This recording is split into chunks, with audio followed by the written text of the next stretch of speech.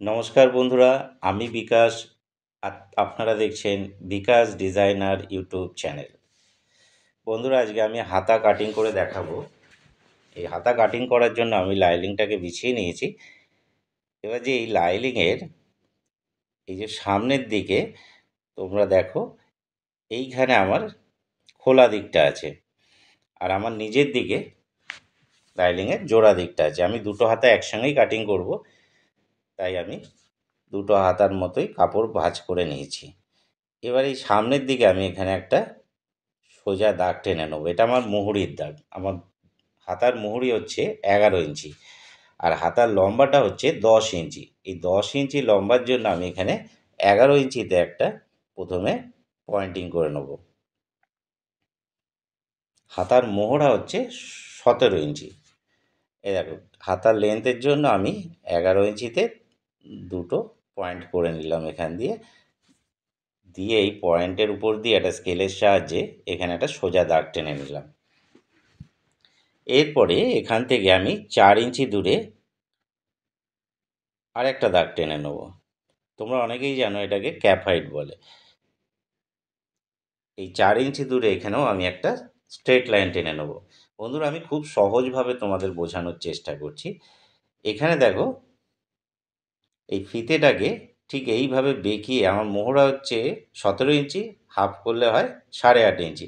এই 8.5 ইঞ্চিতে 4 ইঞ্চি দূরে যে লাইনটা টেনেছিলাম, যেখানে ম্যাচ করবে সেখানে তোমরা একটা পয়েন্টিং করে নেবে। এবার আমার মুহুরি হচ্ছে 11 ইঞ্চি। 11 ইঞ্চিকে হাফ করলে হয় 5.5 ইঞ্চি। 5.5 ইঞ্চিতে একটা আমি দাগ দিয়ে দিলাম।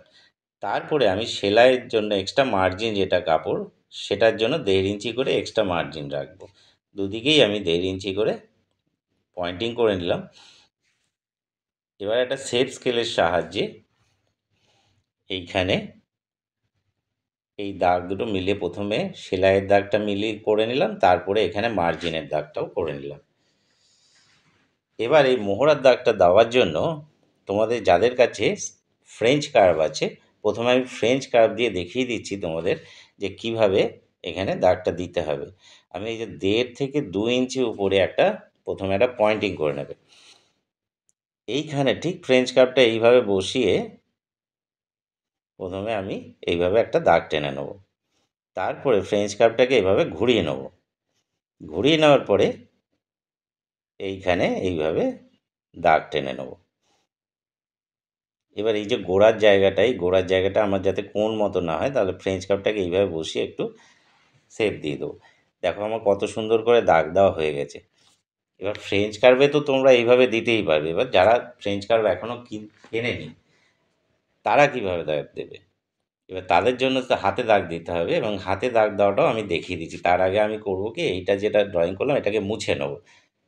তো বন্ধুরা, তোমাদের বলি যে ফ্রেঞ্চ কার্ভ এমনি যে কোনো টেলারিং শপে গেলে তোমরা কিনতে পারবে। একটা ফ্রেঞ্চ কার্ভ কিনে নেবে, এটা কিন্তু খুব উপকারী। এটা দিয়ে তুমি শেপটাকে অনেক সুন্দরভাবে দিতে পারবে।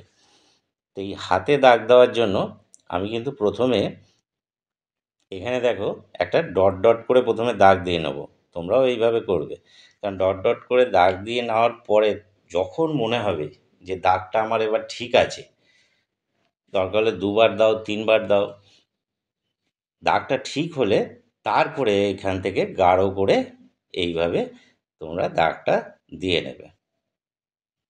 দেখো বন্ধুরা, আমার কত সুন্দরভাবে এখানে দাগ দেওয়া হয়ে গেল।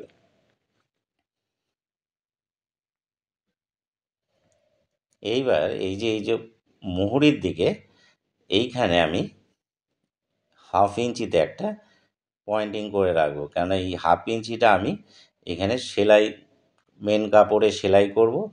1/2 ইঞ্চি, তার জন্য এখানে একটা পয়েন্টিং করে রাখলাম।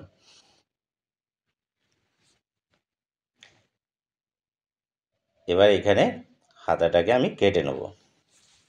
তো বন্ধুরা, তোমরা যারা আমার ভিডিও দেখছো তাদেরকে বলছি, তোমরা অবশ্যই চ্যানেলটাকে সাবস্ক্রাইব করে নেবে, লাইক করবে, শেয়ার করবে, আর ভিডিওটা ভালো লাগলে অবশ্যই একটা কমেন্ট করে জানাবে। এখানে আমরা দেখো একটা কাট মার্ক দিয়ে নিচ্ছি, কেন এখান থেকে আমার সেলাইটা শুরু হবে, হাতার সাইড সেলাইটা। সাইডটাও আমি কেটে নিলাম। আমি এর পরের ভিডিওতে তোমাদের এই হাতাটা কিভাবে সেলাই করতে হবে ব্লাউজের সাথে সেটা আমি দেখিয়ে দেবো। সেই ভিডিও নোটিফিকেশান যাতে তোমাদের কাছে সবার আগে পৌঁছায় তার জন্য অবশ্যই আমার চ্যানেলটাকে সাবস্ক্রাইব করে নেবে। এবার দেখো, সেলাই করার সুবিধার জন্য আমাদের কিছু কিন্তু কাজ করে নিতে হবে। এই যে সামনে আমি তোমাদের তখন বলছিলাম যে এখানে আমি 1/2 ইঞ্চি একটা পয়েন্টিং করে নিয়েছি। এই 1/2 ইঞ্চিটা হচ্ছে যখন মেন কাপড়ের সঙ্গে আমি এই লাইলিংটাকে সেলাই করব, তখন এইখানে আমার 1/2 ইঞ্চিতে সেলাইটা যাবে। এবার এখানে আমি একটা কাট মার্ক দিয়ে নিলাম।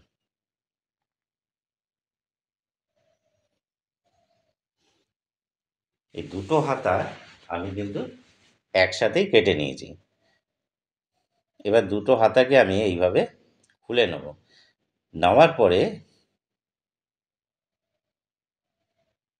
এখানে দেখো আমি হাতার শেপটাকে কেটে নেব। যে ফ্রন্ট পার্টের জন্য আমরা যে শেপ দিই সেইটা আমরা কাটবো।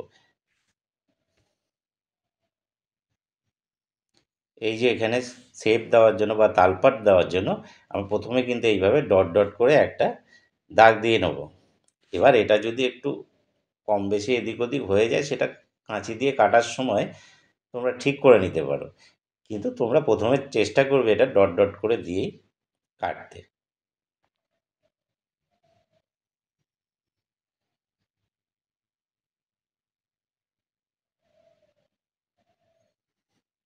এবার দেখো এখানে আমি শেপটা কেটে নিয়েছি। এরপরে শেপ তো কাটা হয়ে গেল, কিন্তু অনেকেই আছো যারা কিন্তু নিজেরা সেলাই করো না, তোমরা কারিগর দিয়ে সেলাই করাও। তাদের এই কারিগর যাতে বুঝতে পারে তার জন্য এখানে একটা ক্রস মার্ক এইভাবে দিয়ে নিলাম, এবং এখানে একটা কাট মার্কও দিয়ে নেবো, ডবল প্রোটেকশন আর কি, যাতে কারিগর বুঝতে পারে। দাগটা মুছে গেলেও অন্তত কাট মার্কটা দেখে অন্তত কারিগর বুঝতে পারবে যে এই দিকটা আমার শেপ কাটা আছে। এবার যে সাইডের মার্জিনটা করেছিলাম সেলাইয়ের জন্য, এটা তো আমি একটা পার্টে করা হয়েছিল, আর একটা পার্টে করা হয়নি। এর জন্য আমি যে ট্রেসিং হুইল নিয়ে নিয়েছি, ঘরগড়া যেটা বলো, এই ট্রেসিং হুইলের সাহায্যে এইখানে মার্কিংটা অপোজিটের হাতায় আমি তুলে নিলাম। তোমরা তো দেখতে পাচ্ছ না, এইখানে আমি পয়েন্টিং করে দিলাম। এবার শেপ স্কেলের সাহায্যে এখানে আমি দাগটা এইভাবে টেনে দিলাম।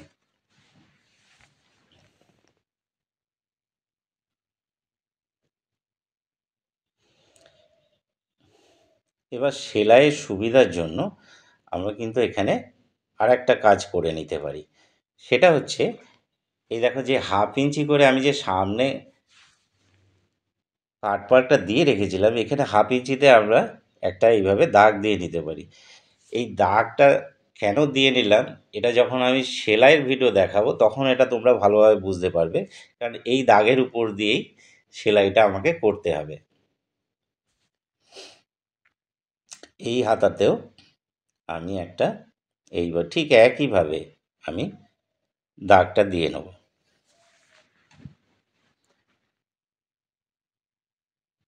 তো বন্ধুরা, তোমরা যারা আমার ভিডিও দেখছো প্রত্যেককে অনুরোধ করছি তোমরা আমার চ্যানেলটাকে অবশ্যই সাবস্ক্রাইব করে নেবে।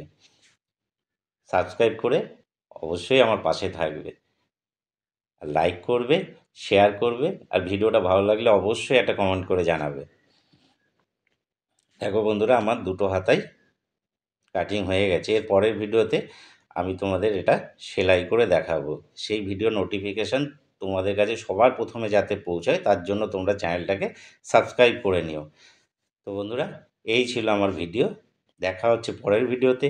সবাই ভালো থাকবেন, সুস্থ থাকবেন। ধন্যবাদ।